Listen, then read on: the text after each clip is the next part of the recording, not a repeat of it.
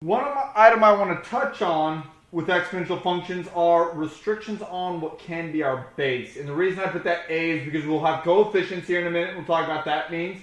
We'll have a base, B, and we'll have our variable, obviously, which is our exponent. But on our base, we have two restrictions on it. One of them is the base can't be 1, which seems kind of obvious when you really think about what's going on. If you have a base of 1 to a power, remember that 1 to any power, 1 to the first, 1. 1 squared, 1. 1 to the fifth power, 1. 1 to the 0 power, 1. Even 1 to the negative 8, even think of what 1 to the negative 8 power is 1 over 1 to the 8th. 1 to the 8th is 1, divided by 1 is, what it's going to be is just this horizontal line at 1.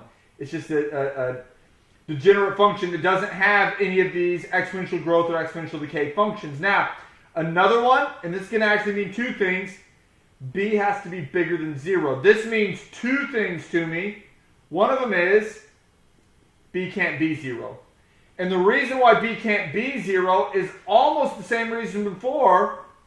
If I have anything to the 0 power, what I would have is 0 to the first is 0. 0 squared, 0 times 0 is 0. 0 to the 8th power, if I take 0 times itself.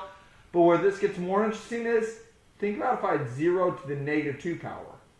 A negative exponent means a reciprocal 1 over 0 squared, but 0 squared is 0. What that's going to be is undefined. And in fact, what's going to happen here, it's going to be undefined at 0. And what's going to happen is, it's going to be this half-sided horizontal line. But all we care about is the fact that these are restrictions. I can't let my base be these numbers. This is going to mean something for us when we solve some equations later. To be bigger than 0 means not 0 and means not negative. And for some other reasons, think about if you had a negative base. Think about if you had negative 2 to the x power.